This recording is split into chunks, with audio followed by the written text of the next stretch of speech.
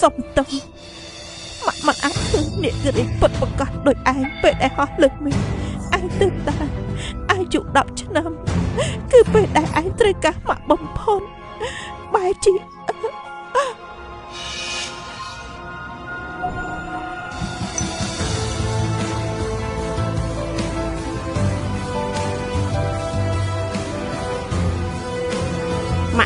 សុំទោសខ្ញុំមិនមែនជាមនុស្សកើតទេសុំទោសអ្នកម៉ាក់មិនអាចរងចាំដល់ថ្ងៃកូនអញនិយាយបានពួកគេត្រូវការឲ្យខ្ញុំទៅគ្រួសារស៊ូវិញខ្ញុំត្រូវតែទៅ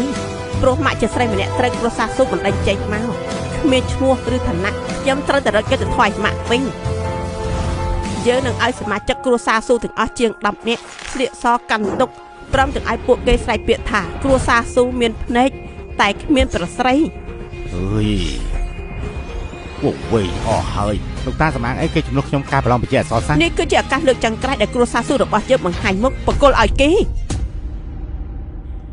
ត្រូវចងចាំនេះក៏ព្រោះតែស៊ូអ៊ីងទាន់យើងគ្រួសារស៊ូមានអាយុកាលរាប់រយឆ្នាំហើយមានពេលវេលាដ៏រុងរឿងបំផុតនៅថ្ងៃនេះសូមអ្នកទាំងអស់គ្នាបើកភ្នែកឲ្យធំ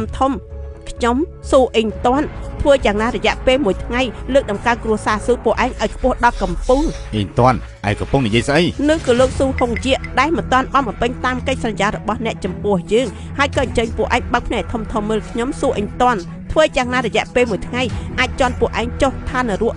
18ជាន់នោះហើយព្រាប100000ខ្លាំងធំស៊ូអ៊ីងទាន់ឯងមិនចង់រស់ហើយមែនទេអ៊ីងទាន់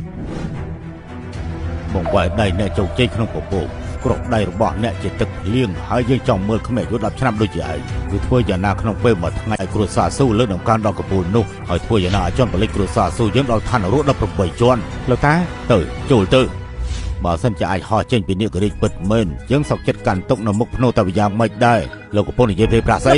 លោកប៉ាគឺជាលោកម្ចាស់នៃគ្រួសារស៊ូមានរឿងអីត្រូវកាន់ទុកមុខភ្នោតកុំប្រសានោះលោកតានេះគឺផ្ទុយពីច្បាប់ឋានស៊ូហើយផ្ទុយពីច្បាប់ឋានស៊ូបើសិនជាមាននេករាជហោះចេញមកមែនតើផ្ទុយពីច្បាប់ឋានស៊ូយ៉ាងម៉េច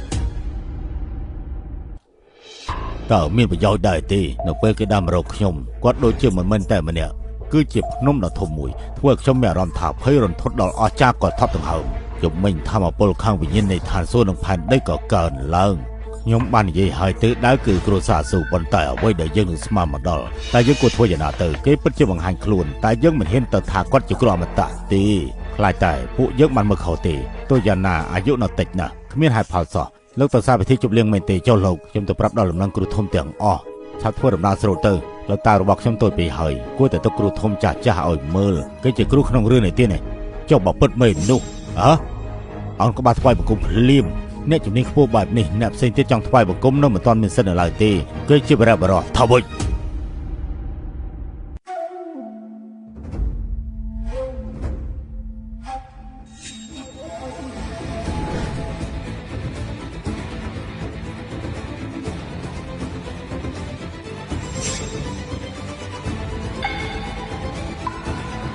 តំបន់ភាគខាងត្បូងរបស់ខ្ញុំឲ្យតម្លៃអក្សរសិល្ប៍ហើយលេខជាមួយអក្សរសាស្ត្រដែលបានចេញពីតំបន់ភាគខាងត្បូងរបស់ខ្ញុំឲ្យនិយាយថាពាក់កណ្ដាលនៃតាសៀទាំងមូលក្នុងនាមជាព្រះអង្គម្ចាស់ចិនណានយើងយកចិត្តទុកដាក់ចំពោះវប្បធម៌នីមួយៗថ្ងៃនេះមហាគ្រូគ្រួសារទាំង8នៅទិសខាងត្បូងសិតតែបេតិកភណ្ឌវប្បធម៌ជ្រៅ4ឆ្នាំពួកគេតែងតែរៀបចំសន្និសីទកសែតតស៊ូអក្សរសាស្ត្ររៀបចំឡើងទីបំផុតគំនិតយុវវ័យចំនួនក្រោយនៃគ្រួសារនីមួយៗឲ្យក្រោមតាមច្បាប់វប្បធម៌គឺជាខួបកំណើត80ឆ្នាំរបស់ខ្ញុំសូមជូនពរព្រះអង្គម្ចាស់ចិនណានជួបតែស្នាល្អដោយសម្បត្តិខាងកាយអាយុយឺនយូរដូចភ្នំខាងត្បូង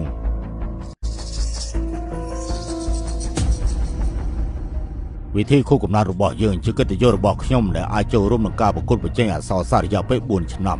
ក្នុងថ្ងៃនេះយើងមានអញ្ជើញអ្នកនិពន្ធដ៏អាចារ្យទាំង3ប្រជែងជាមួយអគ្គនាយកសហគមន៍អក្សរចង់នៅតាសៀមកសុទ្ធតែសរសេរអំពីពិភពលោកដែលទឹកខ្មៅគ្រប់គ្នារាល់ការសរសេរសុទ្ធតែបង្ហាញពីទស្សនវិជ្ជាផ្សេងនៃជីវិតអ្នកក្លាហានក៏បិទជក់លោកគ្រូស៊ីមកដែរចម្រៀងខូចចិត្តតើអាចមានមិត្តរួមព្រលឹងនៅឯណាកាលពីអាយុ20ឆ្នាំហើយទូកឆ្លងគោលដៅឆៅយ៉ាបង្កើតពីភពបុរាណគ្មានខ្វល់ខ្វាយអ្វីបទចម្រៀងដែលធ្វើសម្រាប់ចាងវិនថៃគ្រូចាងលោកគ្រូខ្ញុំគាត់ជាលោកគ្រូរបស់ខ្ញុំកាលអាយុ29ឆ្នាំបម្រើការងារជាអគ្គនាយកអក្សរសាស្ត្រនៅតាសៀទីប្រឹក្សាទូទៅនៃប្រវត្តិសាស្ត្រសៀវត្តសាស្ត្រទន្លេវែងស៊ីចិនស៊ីងដែលយកតែមួយស្លាបព្រាគឺលោកគ្រូលី មេតកាមាសនេះពិតជាអស្ចារ្យណាស់នេះជាពិភពអក្សរសាស្ត្រនៃតាសៀពាក់កណ្ដាលនៃទឹកដីមកទាំងអស់ថ្ងៃនេះអាចបង្ហាញខ្លួនប្រកាសជាល្បីល្បាញហើយថ្ងៃនេះខ្ញុំខ្លាចជាម្ចាស់ផ្ទះចៅវាយទាំង3ដឹងបំរើចៅក្រមរង្វាន់នៃការប្រកួតប្រជែងអក្សរសាស្ត្រពេលកន្លងមកមានអ្វីលើពីរង្វាន់តូច 1000 លានឬក៏ 2000 លានហើយចំណែកថ្ងៃនេះគឺជាខួបកំណត់របស់យើងរង្វាន់នេះគួរតែបន្ថែមឲ្យបានច្រើនបន្តិចទៅល្អបើនរណាយកឈ្នះដំបូងនឹងប្រគល់ពានរង្វាន់ដល់បុគ្គលនោះជាសាច់ប្រាក់ 5000 លាន 5000 លានហ៎ 5000 លានឯងចំនួន 5000 លាន 5000 លានព្រះអើយច្រើនណាស់ឯងត្រូវតែឈ្នះណានេះជាទៅប្រាក់ 5000 លានណាប្រាក់ច្រើនយ៉ាងនេះគ្រួសារស៊ូទាំងមូលមិនអាចគ្មានលទ្ធភាពទេចំនួនប្រាក់ 5000 លានអានកាត់ដើម្បីរបស់ផឹងយៀនគេមានចិត្តតលេចណាស់គេពិតចំណុកពងខ្ពស់មែនអាយុទៅតែ10ឆ្នាំទេប៉ុន្តែមានសភាពស្ងប់ស្ងាត់ល្អណាស់ក្រៅពីនេះបើគ្រួសារនៅឈ្នះជាជើងឯងយើងនឹងសួរព្រះអង្គម្ចាស់នីតាសៀដោយផ្ទាល់តែងតាំងដោយផ្ទាល់គ្រួសារទី1នៃភាគខាងត្បូងនៃខេត្តនេះណាគ្រួសារទី1ការតែងតាំងដោយផ្ទាល់របស់ព្រះអង្គគ្រួសារទី1ឯងនឹងលើគ្រួសារទាំងអស់នៅភាគខាងត្បូងតាំងពីមុនមកដល់ពេលនេះគ្មានគ្រួសារណាខ្លាចជាគ្រួសារទី1នៅខេត្តខាងត្បូងទេតែលើកនេះតែងតាំងដោយផ្ទាល់ពីព្រះអង្គបើឯងដណ្ដើមមិនបានទេជើងរបស់ឯងយើងនឹងបែកបំបាក់ជើងមិនខានទេជាជើងត្រូវតែដណ្ដើមយកជើងឯងឲ្យបានលោកប៉ាមានអ្នកណាអាចគ្រប់គ្រងខ្ញុំបានទេគាត់ជាមនុស្សតែម្នាក់គត់ដែលមិនប្រកបប្រជាគ្រួសារដំបូងនោះគឺជាគេឈ្មោះដែលគ្រួសារស៊ូតែងតែសម័យចង់បានគេឈ្មោះបែបនេះគឺតាក់ទងដល់គ្រួសារអ្នកមានណាស់អាចធ្វើឲ្យពួកគេឡើងភ្នំចុះសមុទ្រភ្លើងយើងគ្រាន់តែត្រូវការចូលទៅក្នុងបន្តិចតើគ្រួសារស៊ូមិនបានទៅឋានសួគ៌ទី9ទេចាប់ព្រមព្រៀងទៅរបាយការណ៍បញ្ជាក់ថាមានវត្តមានទាំងអស់គ្នានៅទីនេះគ្រួសារជើងមកគ្រប់ចំនួនគ្រួសារវ៉ាងក៏មកគ្រប់ចំនួនដែរគ្រួសារសុនក៏ដូចគ្នាគ្រួសារចិនមកគ្រប់ចំនួនគ្រួសារស៊ីគ្រប់គ្នាគ្រួសារស៊ូមកគ្រប់គ្នាអស់ហើយចូលរួមក្នុងការប្រកួតអក្សរសាស្ត្រតំណាងយុវជនចំនួនក្រោយនៃគ្រួសារនីមួយៗសូមអញ្ជើញគ្រួសារលាវគ្រួសារសៀវ៉ាន់ជិនជើគ្រួសារអ៊ៅយ៉ាងគ្រួសារសុនចិនយូគ្រួសារស៊ីហុងយាគ្រួសារចៅខាងគ្រួសារចឹងហាយ៉ាងគ្រួសារស៊ូអេងតាន់ឡសិនប្រកួតផ្នែកអក្សរសាស្ត្រពេលនេះចាប់ផ្ដើមជាផ្លូវការហើយការប្រកួតផ្នែកអក្សរសាស្ត្រលើកនេះបែងចែកជា3ធាតុធាតុទី1គឺដាក់ទឿនធាតុទី2គឺសិក្សាធាតុទី3គឺអក្សរផ្ចង់លោកតាមើលលោកតាឲ្យស៊ូអ៊ីងតន់ចំនួនខ្ញុំពិតជាធ្វើគ្រួសារស៊ូអាម៉ាស់ហើយឯងមិនយល់ពីបងប្រុសឯងមិនស្មើនឹង1ភាគ10នៃគេផងខ្ញុំមិនដល់គេហ៎ទៅបាសំដីបែបនេះក៏ហ៊ាននិយាយចេញដែរប៉ាការសម្រេចចិត្តរបស់ប៉ាថ្ងៃនេះពិតជាច្បុកច្បាល់មែនពួកយើងចាំមើលទាំងអស់គ្នាទៅធាតុទី1ដែលទឿនជាច្បងគឺវាយប្រហាត់សម្របខ្លួនដល់ទៅលើចង្វាក់កំណាព្យគឺបានបំពេញបន្ថែមថាម៉េចអំពេញពាក្យបន្ទាប់ពីមុនបងមិនដែរមានទេក្រៅពីនោះយើងទន្ទឹងចាត់ស្ទាត់គឺមានតែកំណាប់មួយឃ្លាទេយើងមិនអាចទេសប្តាហ៍ថ្ងៃនេះមានមនុស្សតិចណាស់ដែលអាចសរសេរគូគ្នាបាននេះហើយជាចំណុចខ្វះខាតចំពោះមនុស្សផ្សេងវារឹតតែពិបាកជាងឡើងលើមេឃទៅទៀតហើយចំណែកគេ